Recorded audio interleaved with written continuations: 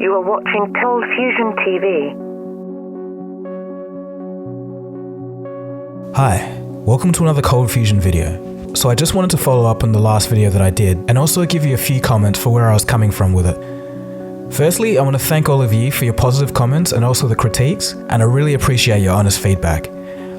Everything in the last video that I said was indeed factual, but I think what a few people had a problem with was my tone.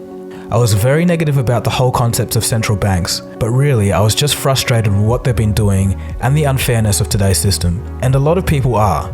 It is hard to fit multiple angles in while trying to lay out an entire economic system in 20 minutes. I do want to clarify that not every central bank in the world is equally terrible, and they do have some good attributes, such as being the lender of last resort. This is something that I cut out of the video due to time, but what the lender of last resort means is that when commercial banks in a country are in crisis, the central bank can step in and bail them out. This is so that innocent depositors don't lose their money. So that's one good aspect, but the way that our system is chained to debt, the way the Federal Reserve was established, and the way it bailed out the very worst banks, allowing them to commit more crimes in the derivative market, and the way that it's affected all other economies is something that just doesn't sit well with me. Also, a lot of what I said came from a deeper place. It wasn't just reading a few articles on the subject. I like to listen to and read up on experts that at least predicted the 2008 crisis, and ideally have had experience with consulting monetary bodies. I try to get as many viewpoints as possible. What I didn't have time to mention in the previous video is that according to analysts that have actually sat down and talked with members of central banks, the models that they're using are wrong. Professor Steve Keen, head of the School of Economics, Kingston University. From over a century ago, they convinced themselves you could leave money out of the model of the macroeconomy and still model the macroeconomy properly. So they have models without money, without banks, without debt. They're derived from assumptions about real data driving the financial answers. They're not actually inputs. And of course there's presumptions they're wildly wrong. So anyway, that's the state of the models. And if you left out the financial system, you couldn't see a financial crisis coming for obvious reasons. So this is the major reason they were so wrong. And so long as banks and credit and private debt were all going in the same direction, so they were rising, if you made your model fit the data that was being generated by the economy by tweaking its parameters sufficiently, it could look like you're actually doing accurate prediction. Everything totally changes, of course, when the direction of debt goes in the opposite way. Professor Keen tried to tell this to the Reserve Bank of Australia, but they wouldn't listen. He then went to warn the Bank of England, and surprisingly, they were open to his new ideas and asked him to come back 2 more times. Time to really understand how the economy works, but the Fed and the people within it don't seem to be anywhere near that thinking. The best bank on that front, and this is going to be an intriguing experience for them for the next 5 years, is the Bank of England. Why? It's hard to answer that question. I think there's a couple of reasons.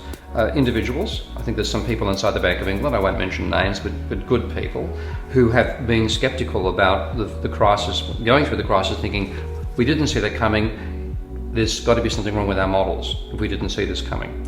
And secondly, the bank has now developed a new research tack, which they're calling One Bank, where they're trying to take guidance from all sorts of approaches to analysing a complex system, not just what economic theory tells it to do.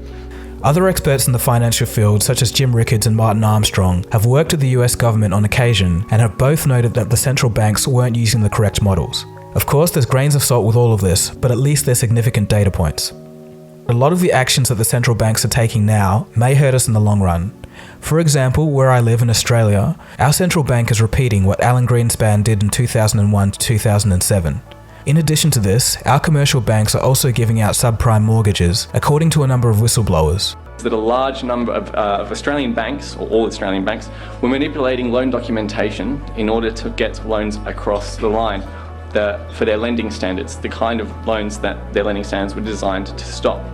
An unknown number of people were being foreclosed on, despite the fact that they should never have gotten the loan they did, and it was induced by document fraud, or what amounts to document fraud. So the similarities to the US subprime crisis are very obvious. A lot of experts warn that this could cause another housing bubble. So what I'm trying to say is that I just don't enjoy seeing the same crisis play out time and time again. I hate seeing people get hurt. This isn't to mention that ultra-low interest rates also hurt savers and pensioners too. For many, it's frustrating to see entities being able to distort our economies, so I thought I'd at least educate people on how the system works and discuss some solutions that are talked about by experts in various fields. These solutions are coming in future videos, but in retrospect, it wasn't the greatest move on my part to leave you hanging with all that information and no solution. But I'm letting you know that I'm talking with some blockchain experts, Bitcoin researchers, and some financial researchers to bring you some solutions that are at least being talked about. Just a heads up, this is all going to take some time to get organized, so hang tight, there'll be some other videos in the meantime. So anyway, this was just a video letting you know where I was coming from in regards to the last video I made. Thanks for watching, and I'll see you again soon for the next video. Cheers guys, have a good one. Cold fusion. It's new thinking.